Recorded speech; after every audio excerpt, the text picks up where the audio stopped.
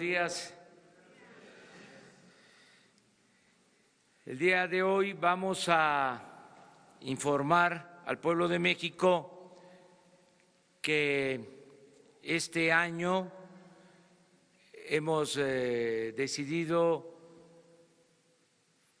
declararlo en homenaje a Emiliano Zapata.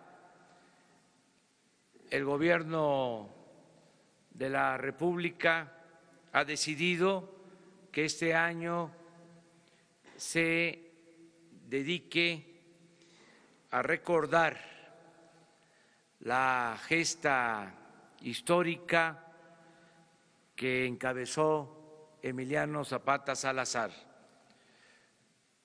Toda la papelería del gobierno va a llevar el nombre de Emiliano Zapata y el mejor homenaje, desde luego, que se le va a rendir es que el gobierno surgido del pueblo mediante elecciones democráticas, como no se había visto en mucho tiempo, va a dar respuesta a las demandas de los mexicanos.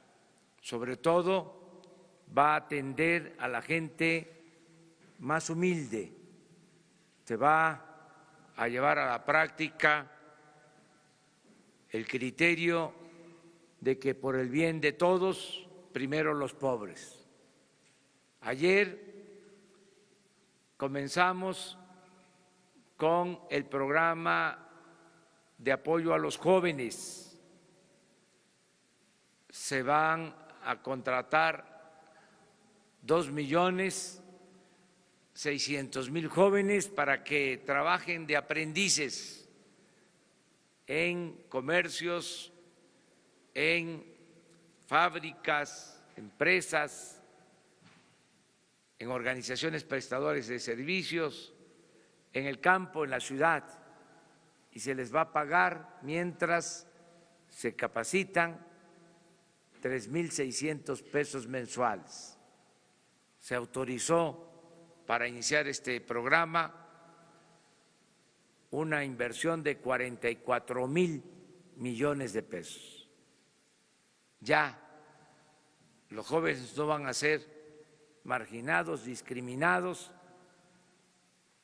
van a tener garantizado el derecho al estudio, el derecho al trabajo. Hoy vamos a estar en una de las regiones más pobres de México, en Tlapa, Guerrero, en la montaña, y vamos hoy a iniciar el programa de pensión para personas con discapacidad. Se va a apoyar a 1 millón de personas con discapacidad. Van a recibir una pensión mensual, 1.274 pesos mensuales a discapacitados. Todas las niñas y todos los niños pobres con discapacidad van a recibir este apoyo. Y hoy inicia ese programa. Voy a estar presente en Tlapa, Guerrero.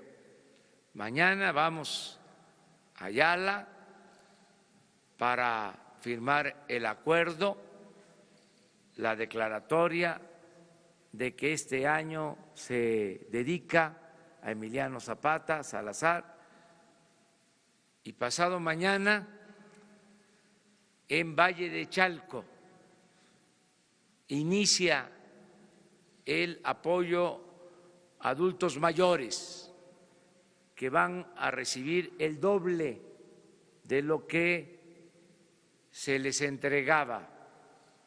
Ya no van a ser 1.200 pesos cada 2 meses, van a ser 1,200 pesos cada mes para todos los adultos mayores de México.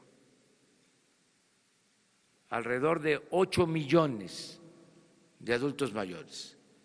Y se va a incluir, porque no estaban considerados, no eran tomados en cuenta, pensionados del ISSSTE y del Seguro, que también van a recibir este apoyo.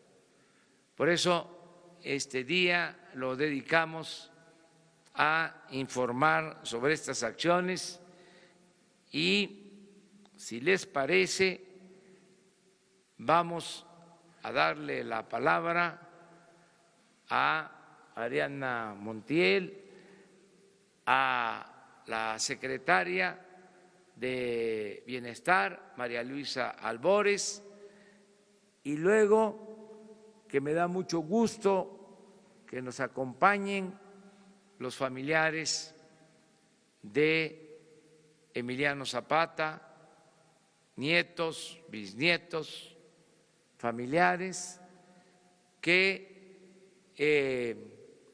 manifiesten al pueblo de México lo que sienten de manera libre. Ya cuando terminemos, entonces se abre, como siempre lo hacemos, la sesión de preguntas y respuestas de los compañeros de los medios de información, mujeres y hombres. Pues vamos a empezar con el programa de la pensión a personas con discapacidad.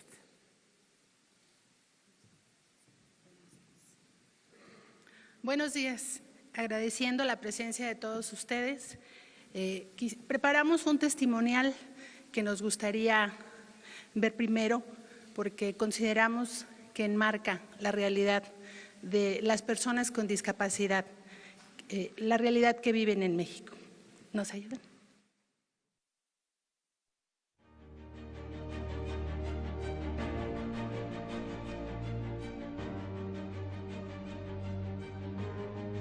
Cuando nació, ingirió líquido amniótico y eso le dañó su cerebro. Detectaron que tiene un derrame cerebral. La discapacidad que tiene Marisol es retraso psicomotor. Por bajo recurso económico, a veces no podemos ir en las citas que nos programan hasta México. Muy difícil, por falta de economía, pues no buscamos los apoyos y simplemente nos dijeron que no. Originaria de Cahuatache. Tototepec. De Tlapa. Nos da mucho gusto, ¿verdad?, de que el gobierno se esté interesando principalmente en esta zona donde nosotros vivimos. Es una zona realmente olvidada. Que es para nuestro hijo. ¿Por qué? Porque él necesita más que nada este apoyo.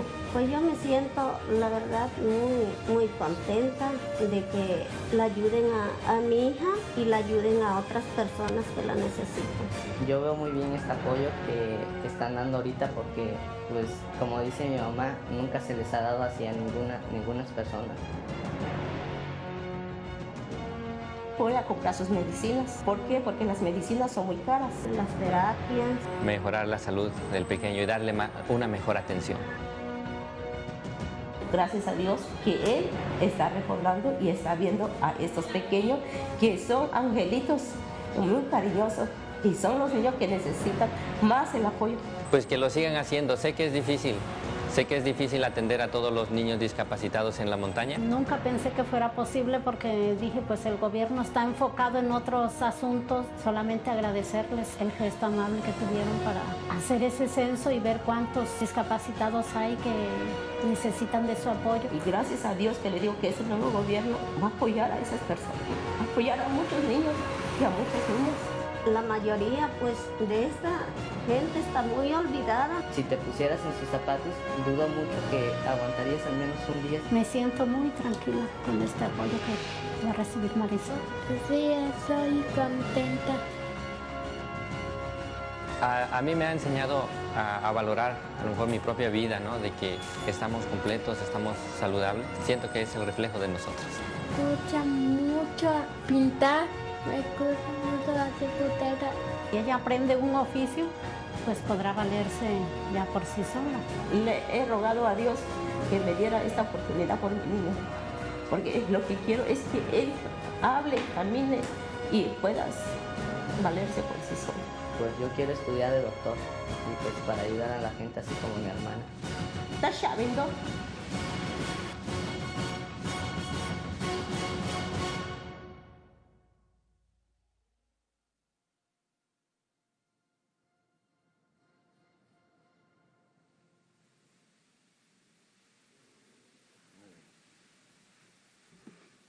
Como veremos, el contexto de las personas con discapacidad en México hasta ahora han vivido un esquema de exclusión. Este gobierno plantea atender a las personas con discapacidad bajo la visión de los derechos humanos.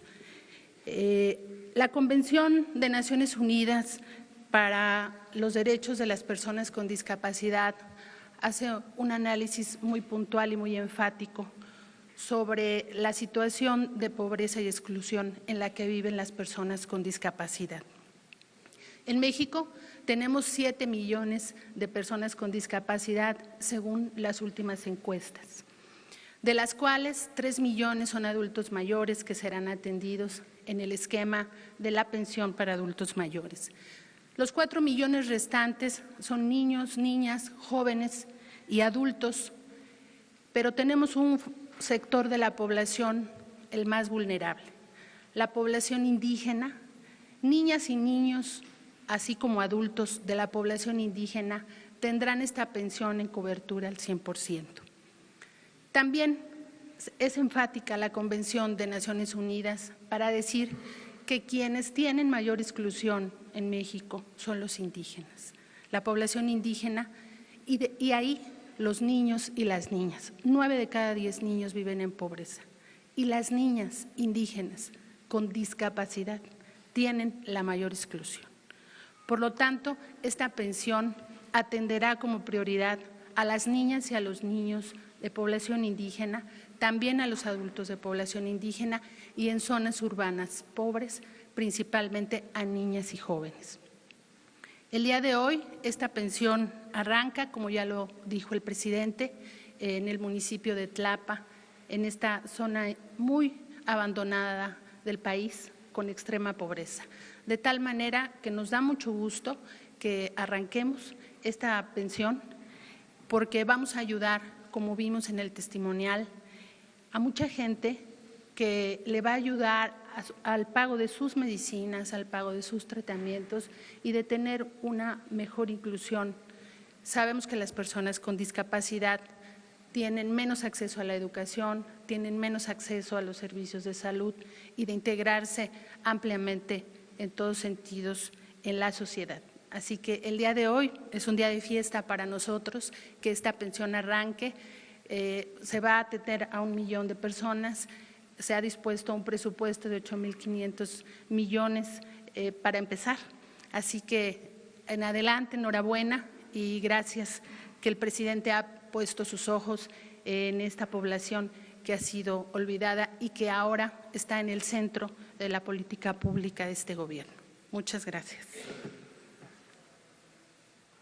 Pues ahora le damos la palabra a un representante de la familia de Emiliano Zapata para que exprese aquí su sentimiento.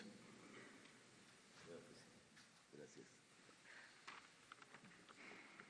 Buenos días a todos.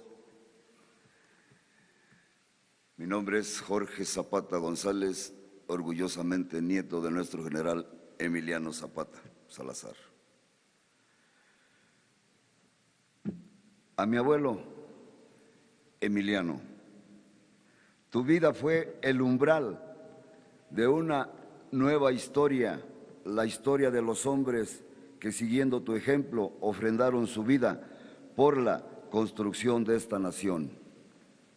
Por eso te llora el caracol, el azecocoli, te lloran los 4 rumbos del universo, te llora la madre tierra, te llora la aurora que se hizo ocaso, te lloran nuestros abuelos que te hicieron calpulelque, te lloramos todos de rabia y de tristeza, los hombres y las mujeres libres que mantienen vivo el grito de rebeldía de tierra y libertad. Mi general Emiliano Zapata Salazar, recordamos que el 6 de diciembre de 1914 estuviste en este lugar, en este Palacio Nacional, tomando el poder de manera simbólica. Te recordamos por tu generosidad al rechazo sentarte en la silla presidencial que te propuso el general Francisco Villa, porque representaba aquello contra lo que luchabas, la pobreza, la injusticia y el abuso de poder. Y le contestaste, gracias mi general Villa, pero yo no me puedo sentar en esa silla porque está embrujada y quien se sienta ahí pierde la razón y pierde el sentido de quien lo trajo aquí. Sabemos, mi general Zapata, que no rechazaste la silla por falta de claridad en tus ideales. Esos ideales siguen vigentes. La rechazaste porque el pueblo te dio un mandato. Obedeciendo, esa fue tu causa. Tú no necesitabas esa silla. En esa causa, millones de mexicanos estamos comprometidos esperando que esto suceda. Y hoy en este lugar estamos con el hombre que puede representar esos anhelos. La esperanza de las cosas pueden ser diferentes. Tus ideales plasmados en el Plan de Ayala como bandera de la resistencia popular, como aspiración de los pueblos originarios, como legítimo derecho a nuestras tierras, montes y aguas, no se han concretado. Por eso México tiene una deuda pendiente con los indígenas y los campesinos, pero estamos convencidos de que serán reivindicados por este gobierno. Gracias, Andrés Manuel López Obrador, presidente de la República Mexicana. Gracias, presidente, por abrir estas puertas de Palacio Nacional a la causa zapatista. Con esto le hace justicia a un gran héroe de la Revolución Mexicana, que pensaba que otro México era posible. Hoy venimos contigo, Andrés Manuel, a conmemorar el centenario luctuoso del cobarde asesinato del general Emiliano Zapata, ordenado por Venustiano Carranza y ejecutado por el cobarde traidor Jesús Guajardo. Por fin, el pueblo de México y su conciencia crítica ha despertado y vamos juntos con usted a reconstruir México, que nos lo entregan desangrado, desgarrado, con miles de desaparecidos, saqueado por la corrupción a todos los niveles. Un México al que le han querido quitar la esperanza que hoy tenemos. Un México despertó en pie de lucha y junto con usted vamos a lograr, porque la esperanza empieza a brillar con el quinto sol y nos abre nuevos caminos para nuestros hijos. Lo invitamos a que juntos recorramos cada rincón de nuestro querido México. Vamos a gritar de alegría, de felicidad. Nos necesitamos, vamos a convocar a todo el pueblo de México a la unidad en la acción, que los rencores que tenemos todos queden en el olvido de la historia, para que juntos logremos la cuarta transformación.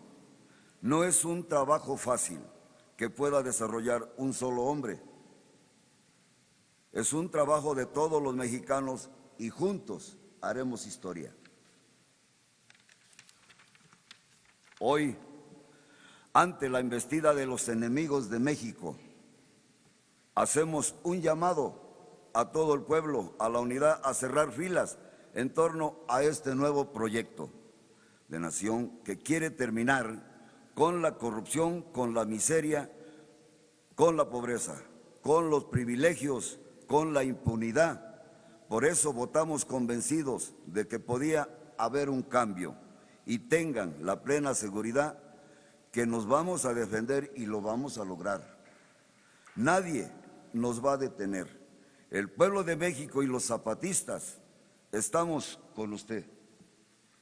Cuente con nosotros, señor presidente, no está solo. Somos millones de mexicanos en contra de unos cuantos miserables. Reforma, justicia y ley, tierra y libertad, lemas de nuestro general Emiliano Zapata Salazar. ¡Viva mi general Emiliano Zapata Salazar! ¡Viva! ¡Viva Andrés Manuel López Obrador! ¡Viva! ¡Viva México! ¡Viva! ¡Viva México! ¡Viva! ¡Viva México, cabrones!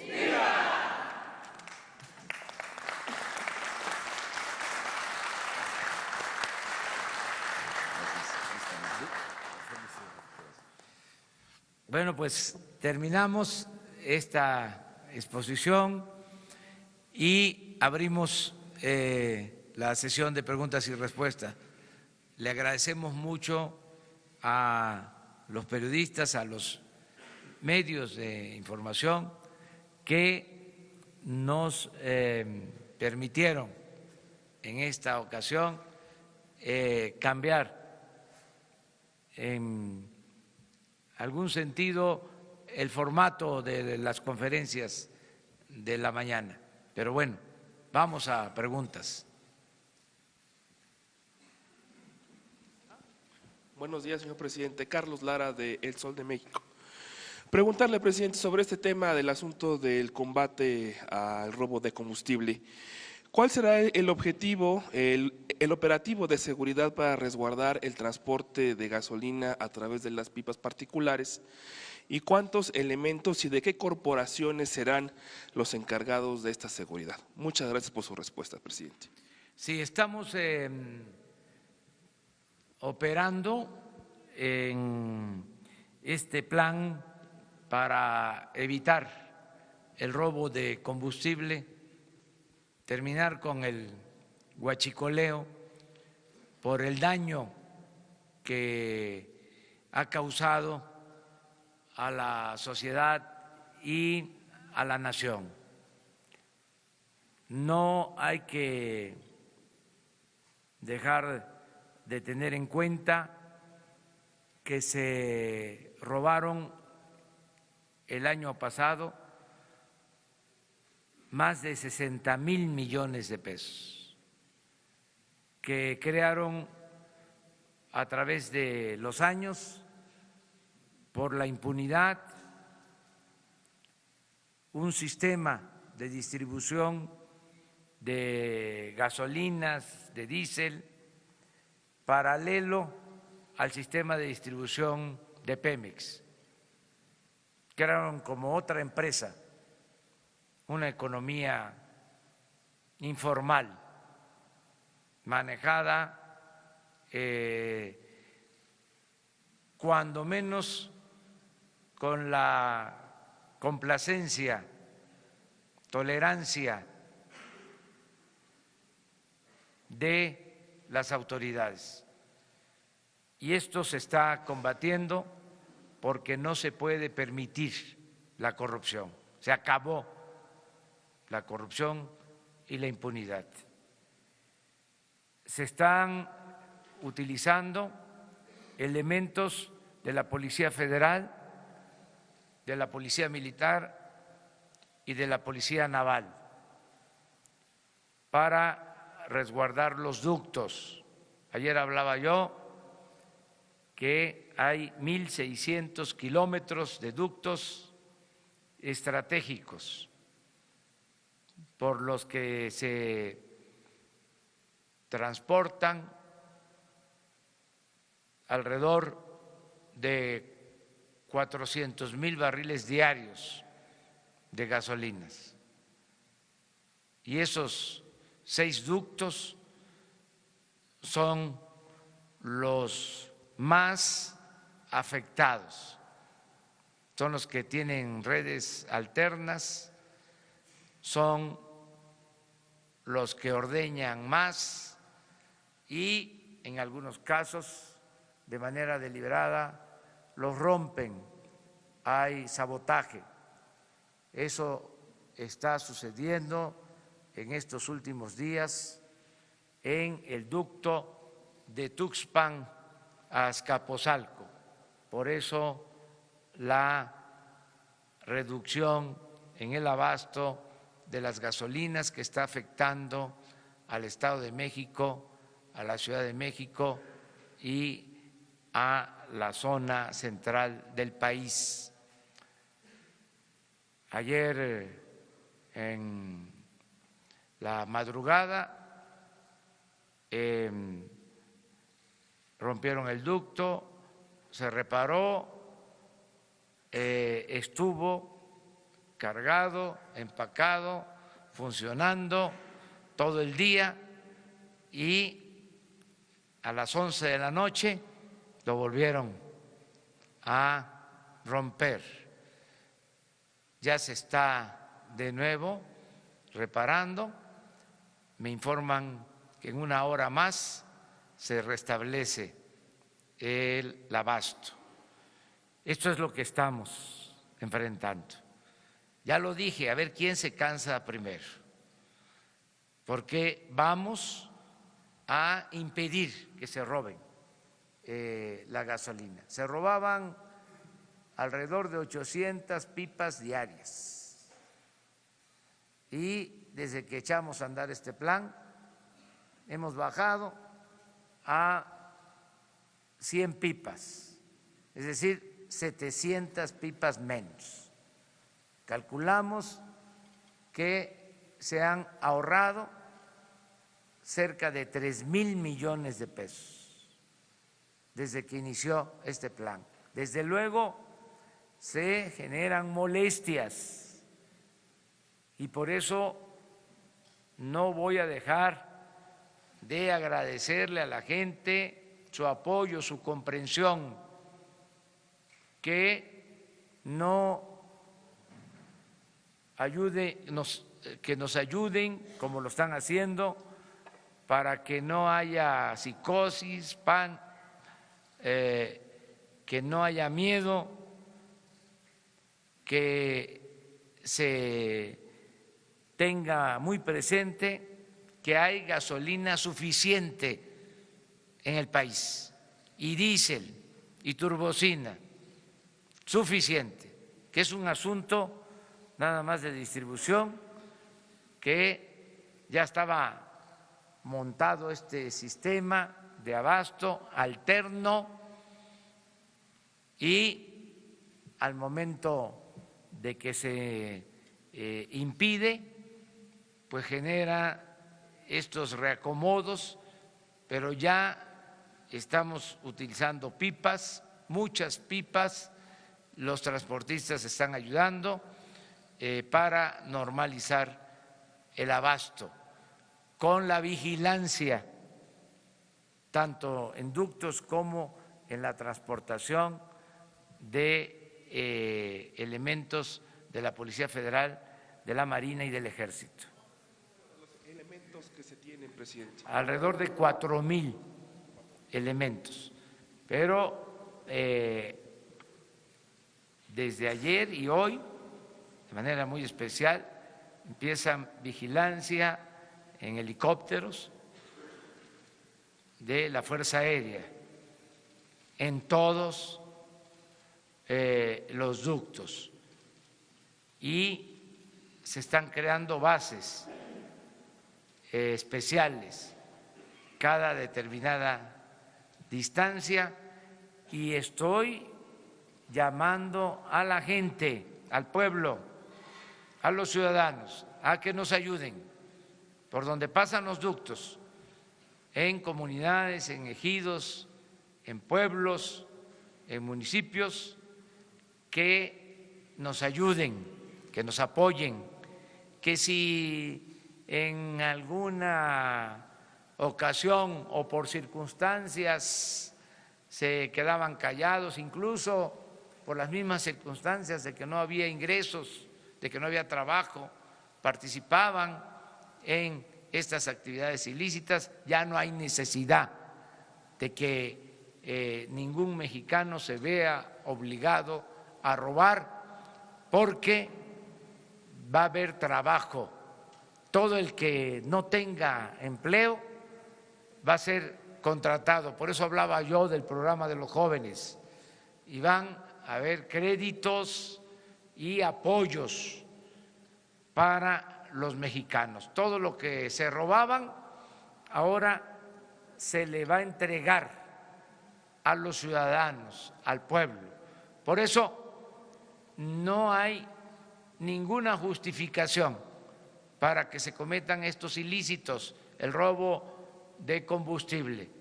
Antes se decía, es que los de arriba roban, ¿y por qué no vamos nosotros a hacer lo mismo?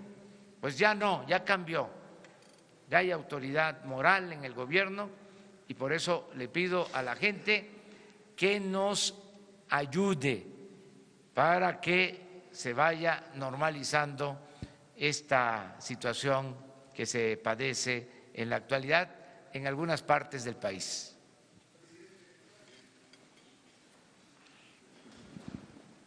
Buenos días, presidente. Misael Zavala, del Universal. Yo quisiera preguntarle, ayer el Banco de México, el Banjico, dijo que esta estrategia del huachicoleo, contra el huachicoleo, y de cerrar los ductos, va a crear o le va a pegar a las finanzas del país y también va a generar inflación. Pero por otro lado, el Fondo Monetario Internacional ve bien esta estrategia. Yo quería preguntarle cómo ve esta situación por parte del Banjico. ¿Usted cree que sea una estrategia de ellos para presionar al gobierno y que se abran los ductos? ¿O cómo está leyendo esta declaración del gobernador del Banco de México? Y por otro lado también se dio a conocer que el líder sindical, Romero Deschamps, ayer se amparó. No sé si tenga información acerca de esto. Muchas gracias. Miren, hay criterios. Por ejemplo, no sabía que el Banco de México había opinado lo que se está aquí manifestando. Sí sabía que el Fondo Monetario Internacional expresó que con esta medida se iba a fortalecer la economía de México, se iba a fortalecer Pemex. Eso lo considero lógico, porque todo lo que hagamos por combatir la corrupción, que es el principal problema de México, fortalece la economía nacional y fortalece la economía de los mexicanos, y el gobierno distribuye el presupuesto con equidad y con justicia.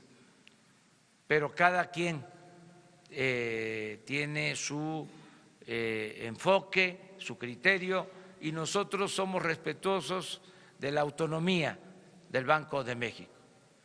Yo lo que estoy observando es de que tenemos gasolina, de que hay este plan para resolver el problema del desabasto. Estoy observando que no aumenten los precios de las gasolinas, afortunadamente no han aumentado, y estoy observando que desde el día que tomé posesión hasta ayer se ha fortalecido el peso. Es decir, no ha habido deterioro en nuestra moneda. Eso es lo que puedo demostrar. Ayer mismo se fortaleció el peso con relación al dólar, se apreció. Entonces, quiere decir que vamos bien en lo económico, pero respetamos todos los puntos de vista y estoy contento porque ya empezamos, esto lleva tiempo, el echar a andar los programas sociales, el que ayer se hayan entregado las primeras tarjetas a los jóvenes, el que hoy se entreguen las tarjetas para personas con discapacidad, el que pasado mañana se entreguen las tarjetas ya para adultos mayores. Esto va a ayudar mucho para mejorar la situación económica y social de nuestro pueblo. Acerca del amparo del dirigente del sindicato petrolero, no tengo información y sí podría decirle que hay muchos rumores en estos tiempos y que es muy probable, aunque no lo descarto, pero ya dije que no tengo información al respecto, pero es muy probable que sea parte de la campaña que se produce por las circunstancias actuales. Nosotros no tenemos ninguna denuncia presentada en contra del dirigente de petróleo. Esto sí se lo puedo asegurar.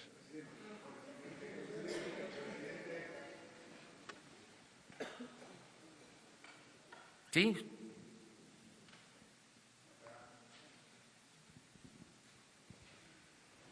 Muchas gracias. Buenos días, señor presidente, funcionarios invitados. Carlos Montesinos de la Hoguera, preguntarle, ayer, estos días se está discutiendo la reforma de la Guardia Nacional en el Congreso. De manera casi unánime, organizaciones de la sociedad civil, la iniciativa privada, organismos internacionales como la Organización de las Naciones Unidas, inclusive legisladores propios de su partido como Tatiana Cloutier, han respaldado la iniciativa siempre y cuando sea bajo un mando civil. La misma diputada Cloutier habló de que otorgar un mando militar significaría que el ejército determinaría quién gobernaría el país en los próximos años.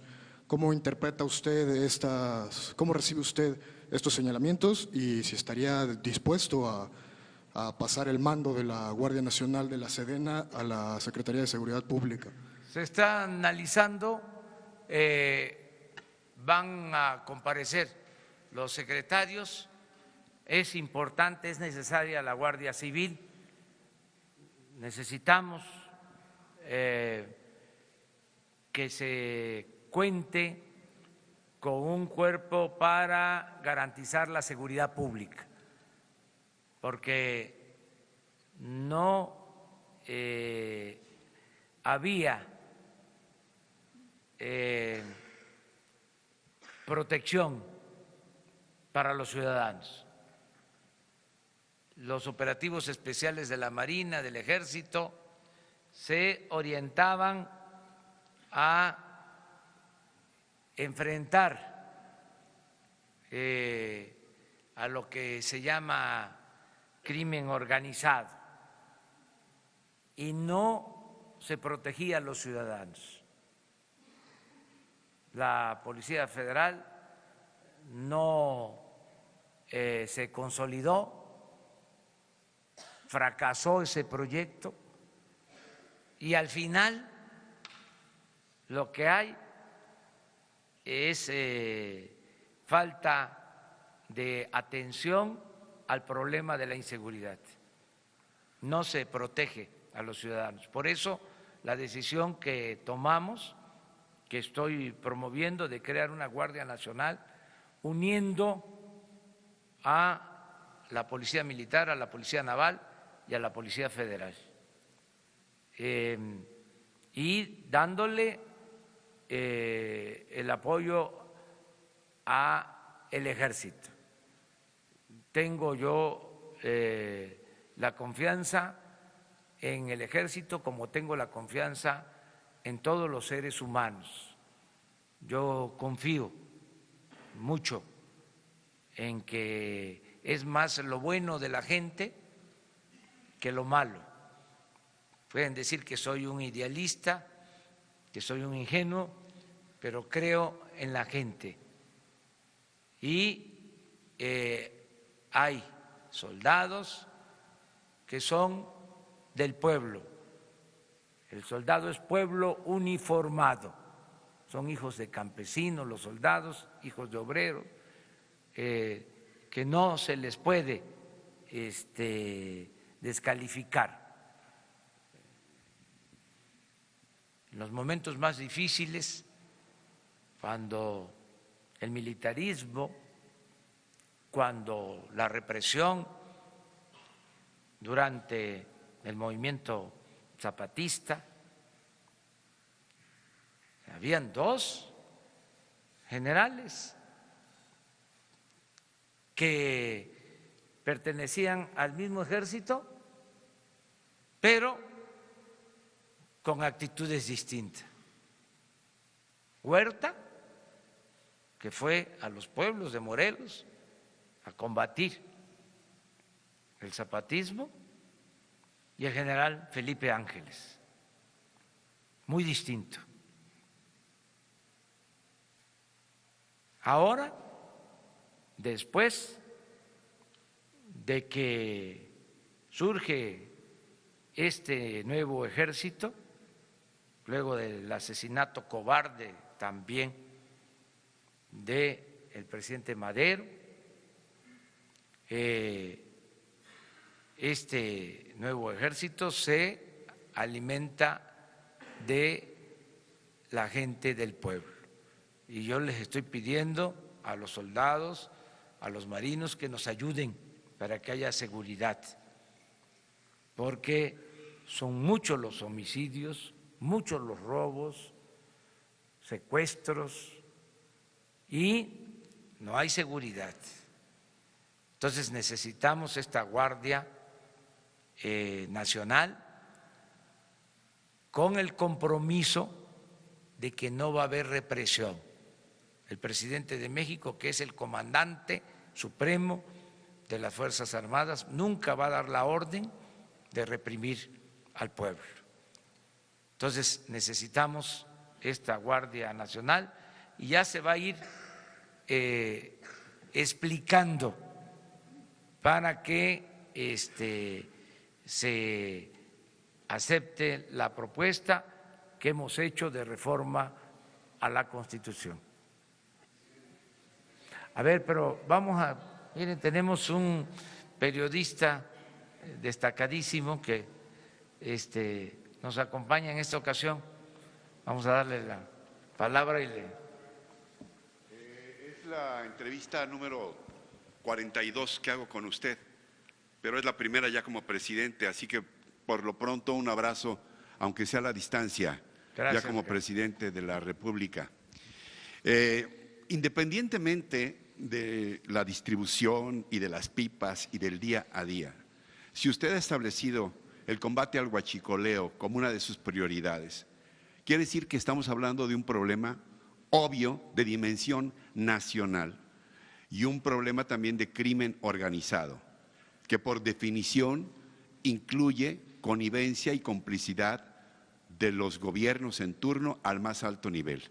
La pregunta es si algún día vamos a conocer a los huachicoleros, pero no a los que pican los ductos, sino a los huachicoleros de a de veras, los huachicoleros de cuello blanco de este país, que tanto han sangrado las venas abiertas recordando lo que decía algún gran pensador del país. Esto por un lado, y por el otro, si su equipo, si su propio gobierno está pendiente de evitar que variables amenazas de las que se está hablando, como de pérdidas económicas gigantescas, inflación que ya se mencionaba, o incluso pérdidas de empleos, para evitar que este combate tenga efectos negativos para lo que se está buscando, señor presidente. Sí, es, Ricardo, enfrentar este problema, este flagelo que se permitió durante muchos años y es algo que podría incluirse en el libro Las venas abiertas de Eduardo Galeano, por las dimensiones del saqueo y la tolerancia de parte de las autoridades. Y he dicho que no se va a permitir la corrupción ni la impunidad. Cero corrupción, cero impunidad, y en este caso ya están abiertas investigaciones para sancionar, castigar a los involucrados en el propósito también de aplicar el criterio de limpiar de arriba hacia abajo, porque la corrupción en México se ha dado de arriba para abajo, y así vamos a barrer el gobierno, como se barren las escaleras, de arriba para abajo, y no vamos a dar ni un paso atrás, ni siquiera para tomar impulso.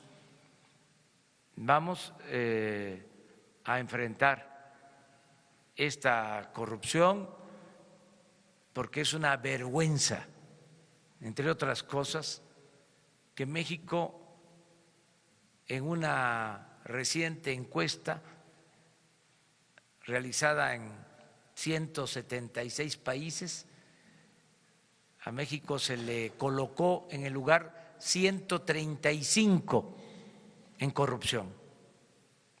Estamos considerados entre los países más corruptos del mundo por el gobierno, no por el pueblo, porque el pueblo de México es un pueblo honesto. Tan es así que por eso estoy optimista, por eso estoy seguro que vamos a salir adelante, porque no es el pueblo el que practica la deshonestidad, es la llamada clase política y los traficantes de influencia. Es una minoría. Y vamos a purificar la vida pública del país con el apoyo del pueblo, con el apoyo de la gente. No se van a generar como quisieran nuestros adversarios desequilibrios económicos, financieros. Hablaba yo de que ayer se fortaleció el peso y en los días que llevamos, 40 días aproximadamente, se ha apreciado el peso, y ahí están los datos, y se ha mantenido estable la bolsa. Y acabo de ver información de que está considerado México entre los países más seguros para la inversión. Todo esto por la confianza que da el gobierno y por la decisión de no permitir la corrupción, que haya un auténtico Estado de Derecho en el país, porque lo que había era un estado de chueco.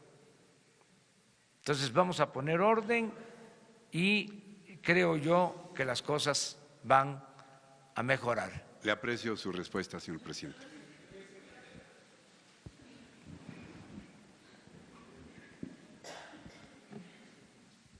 Buenos días, presidente. Carlos Pozos, de Líderes Mexicanos y Petróleo y Energía. Presidente, la UNEXPO dice que hoy se abren 5 poliductos y que en 72 horas vuelven a sus niveles normales la gasolina en México y se resolvería el problema. Saber si es verdad que esos poliductos se van a abrir a partir de hoy. De igual forma, hay insistencia en que hay 9 buquetanques varados en puertos, y porque no están abiertos esos ductos no se puede descargar la gasolina y lleva mucho tiempo en hacerlo. Mi segunda pregunta sería, señor presidente, ¿recibió usted, hablando de libros, un país del presidente Enrique Peña Nieto, en donde imperaba la cleptocracia? Y finalmente, señor presidente, saber qué pasó con el avión presidencial. ¿Ya se vendió? Porque sería bueno que usted lo utilizara en defensa o para asegurar su seguridad. Mil gracias. Bueno, la tendencia es a que se va a normalizar el abasto. No quiero decir cuándo, porque no quiero fallarle a la gente. Decirles de que estamos trabajando para normalizar el abasto lo más pronto posible. No va a mantenerse esta situación por mucho tiempo. Tenemos gasolina suficiente. Acerca de los buquetanques, sí están en espera, porque tenemos que estar recibiendo gasolina diariamente de un considerable número de buquetanques. Yo solo recuerdo que desgraciadamente se están comprando 600,000 barriles diarios. Consumimos 800,000 barriles. Producimos 200,000. Se compran 600,000 barriles. Entonces, constantemente están entrando barcos a todas las terminales marítimas. Es un reporte que tengo diario. Por eso digo, no tenemos problema de falta de gasolinas. Tenemos gasolina para mucho tiempo. Es un asunto de distribución al interior del país por el sabotaje en los ductos al tomarse la decisión de no permitir el robo de combustible. Eso es lo que puedo decir. Acerca del avión presidencial, ya se fue, está en California. Yo no lo voy a usar. Yo voy ahora a Tlapa, voy a hacer como 5 horas de camino.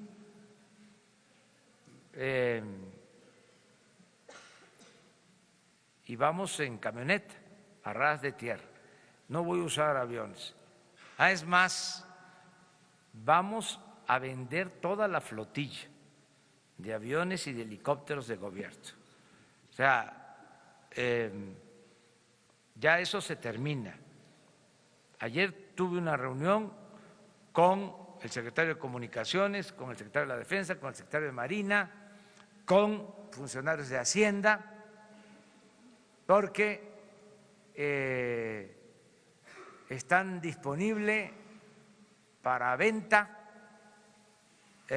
alrededor de 80 aviones que usaban funcionarios y helicópteros de lujo.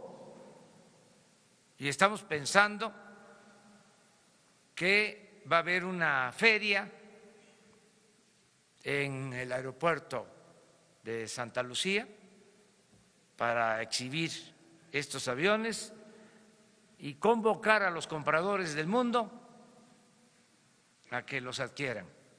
Y vamos a obtener un dinero que va a ser para beneficio del pueblo.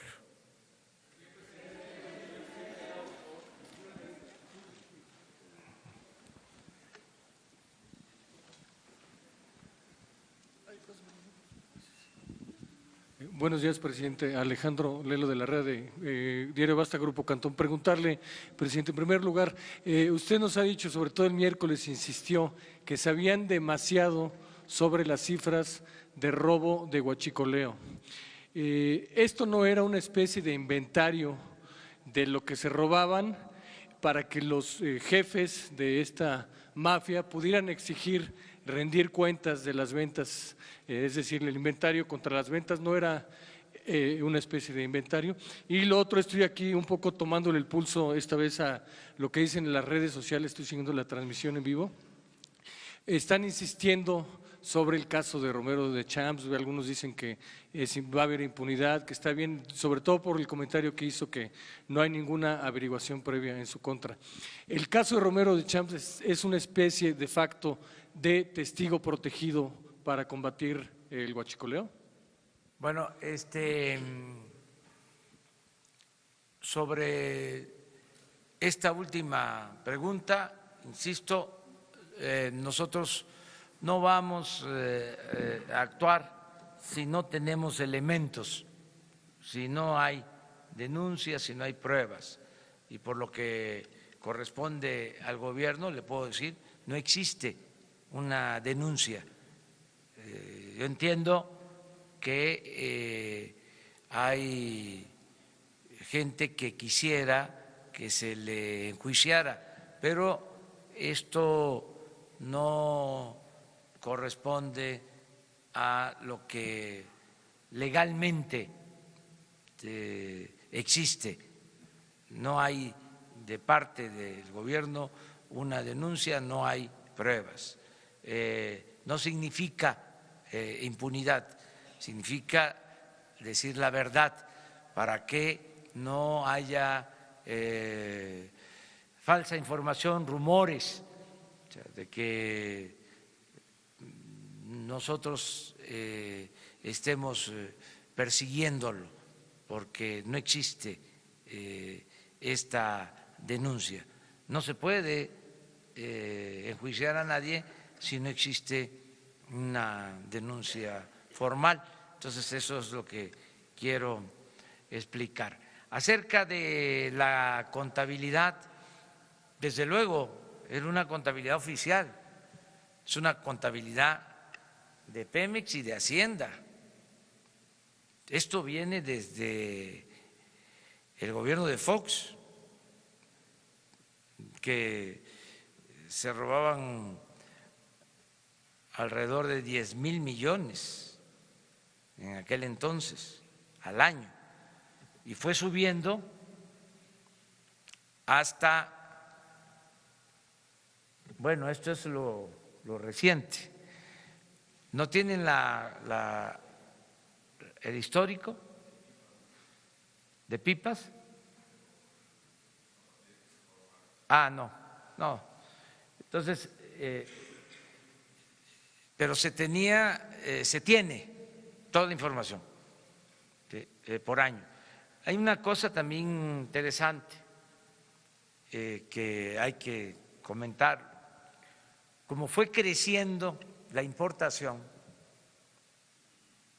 por eso mi condena mayor es al sistema político, económico, neoliberal, porque fueron desmantelando a Pemex y a todas las empresas de la nación. Entonces, hace 20 años no comprábamos gasolina, se producía la gasolina en México. Con el modelo neoliberal empiezan a abandonar la industria petrolera.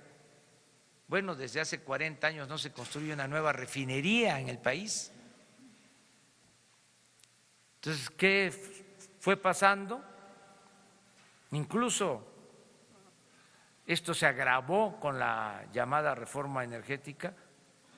Empezamos a producir menos petróleo y a comprar más gasolina.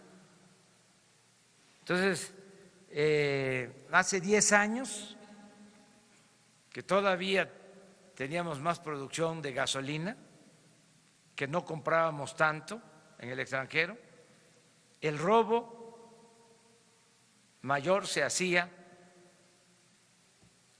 en las refinerías, en las instalaciones, no en los ductos. Pero ahora, como es mayor la importación, el robo creció en los ductos. Pero todo esto se tiene documentado y es muy claro que llegamos y empezamos a ver el día con día. Les comentaba que no había información para saber cuántos homicidios diarios se cometían en el país, que era un asunto urgente conocer esto. Tuvimos que crear un sistema. Les puedo decir, por ejemplo, que también me duele, ¿sí?, porque no son números fríos, pero sé que antier asesinaron a 70 mexicanos, que ayer a 75, y sé dónde, y todos los días tengo ya esa información, y cuáles fueron las causas, y en qué estados de la República y en qué municipios hay más violencia, y estamos tomando decisiones. Pero esos datos no se tenían.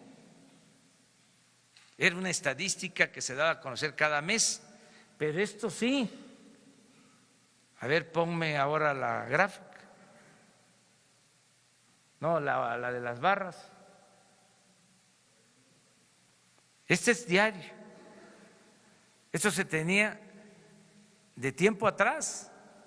Entonces, imagínense, llego todos los días a la reunión del Gabinete de Seguridad y estoy viendo, y un día veo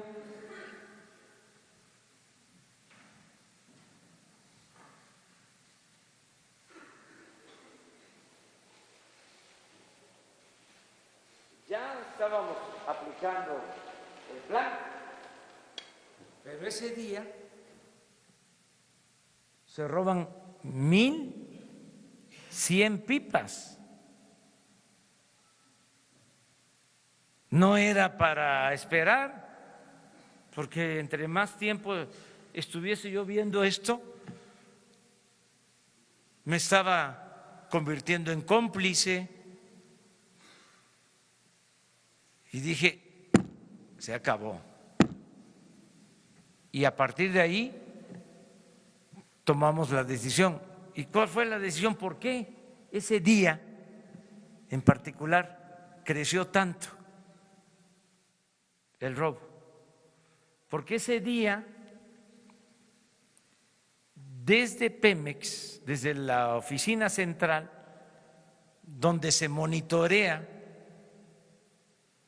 cómo se traslada la gasolina por los ductos, y se ve, se puede advertir cómo pierden presión los ductos, en vez de cerrar cuando estaban robándose la gasolina, cuando estaban ordeñando los ductos, mantuvieron abiertos los ductos.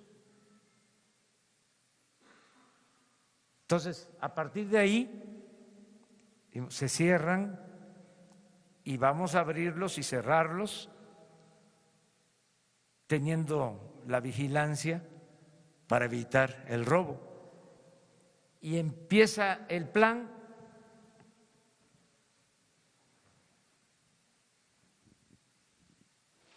Aquí. ¿Qué día es este? 21 de diciembre. 21. Y miren,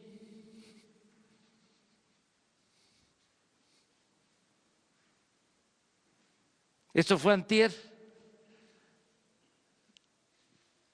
por el sabotaje en el ducto de Tuxpan a Azcapotzalco, porque también cuando rompen un ducto,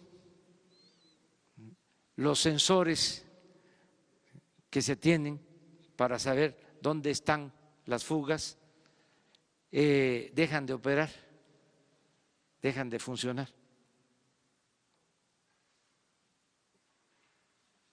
Este es ayer.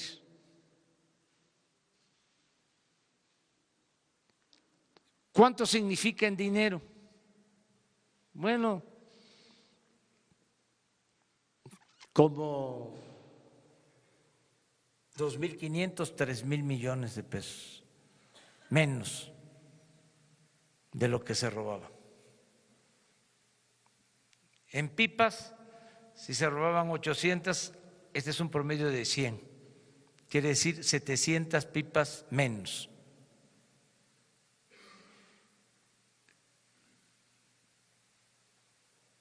Explico esto porque hay mucha gente haciendo colas en las gasolinerías y con razón pues se desesperan, se fatigan, se molestan, pero les pedimos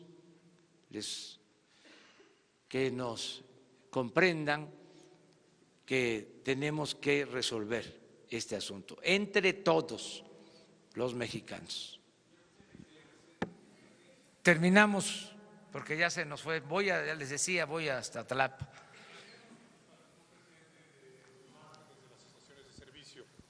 Eduardo García de Infocel. La Comisión Federal de Competencia Económica ha hecho muchos estudios reconociendo que hay grupos, conductas anticompetitivas. ¿Se ha acercado su gobierno a esta dependencia para en conjunto favorecer la competencia y con esto permitir que el precio de la gasolina descienda más para beneficio de los consumidores? Y lo otro es la infraestructura de transporte y almacenaje. Ahora, como usted nos dijo también ayer, se permite que la iniciativa privada pueda realizarla. Hay interés de muchas empresas, Sierra Oil and Gas y Enova, pero no tienen los permisos ni las licencias del gobierno para llevar a cabo estos proyectos de inversión. ¿Su gobierno también tiene esta inclinación de poder darles estos permisos? Gracias. Vamos a revisar todo el sistema. Ya empezamos y vamos a revisar todo el sistema de distribución, porque en efecto se han entregado permisos para importar gasolinas que no se han concretado, que no se han llevado a cabo. Todavía Pemex sigue distribuyendo, comprando, vendiendo el 95% de toda la gasolina y del combustible que se consume en el país. Pero sí estamos revisando todo esto. Una vez que normalicemos, vamos a buscar la forma de tener una distribución eficaz, segura y mantener la competencia y cuidar el precio, porque ahora tenemos ventajas, tenemos dos ventajas importantes. Por eso también tomamos la decisión en estos momentos. Política es tiempo, saber tomar decisiones a tiempo. Tenemos dos ventajas. Una, que el precio de la gasolina en el mercado internacional va a la baja, que esa es una buena ventaja. Imagínense, nos lanzamos con un plan así para enfrentar a esta mafia y con precios internacionales de gasolina a la alza, dependiendo, como desgraciadamente sucede, de las importaciones. Ahora no solo tendríamos desabasto, sino se nos disparan los precios. Entonces, una ventaja es precios bajos en el mercado internacional. Y la otra ventaja, importantísima, es de que ya nosotros estamos comprando la gasolina, no los de antes. Entonces, ya no va a haber moche, se va a comprar bien, al mejor precio en el mercado internacional. Entonces, pero todo eso se va a revisar. Bueno, pues me da mucho gusto. Mañana no descansamos, mañana vamos.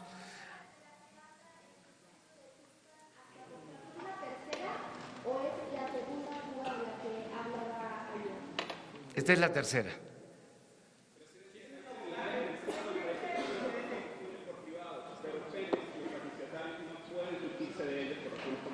¿Mande? En este momento hay terminales en Jalisco, Guanajuato, San Luis Potosí e Hidalgo que construyeron compañías privadas. Sin embargo, los refrigerios de Pemex no pueden sustarse de terceros por razones comerciales.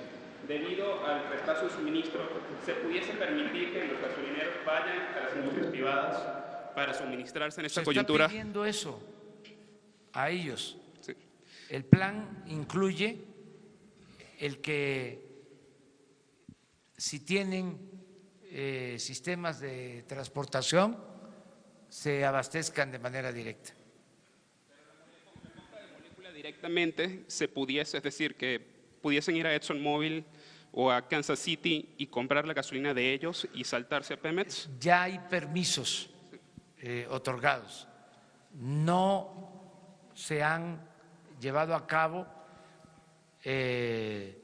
por distintas razones, porque no se han ejercido esas concesiones o por falta de permisos, pero es más que nada porque no se han llevado a cabo esas acciones, porque existen las concesiones de importación de gasolinas.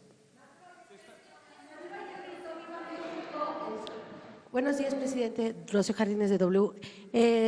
Preguntarle su opinión acerca de este grito que lanzó el presidente de Venezuela, Nicolás Maduro, Viva México, en su toma de protesta por el apoyo que pues se dio de parte de México al no otorgar la firma al Grupo de Lima. Nosotros somos respetuosos también, si me permite, todos los pueblos y de todos los gobiernos del mundo.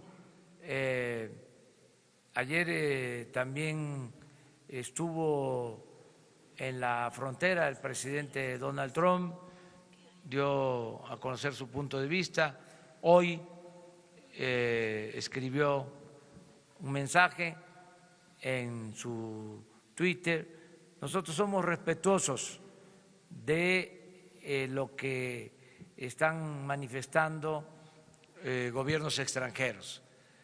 Hace 2 días tuvimos la reunión con embajadores, con cónsules de México en el extranjero y les recordé lo que establece el artículo 89 de la Constitución, el principio de autodeterminación de los pueblos y de no intervención, que busquemos la amistad con todos los gobiernos y todos los pueblos del mundo.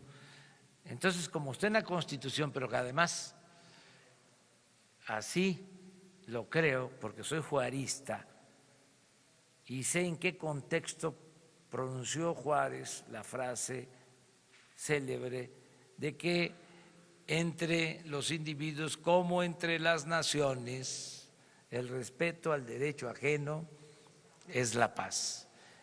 Muchas gracias.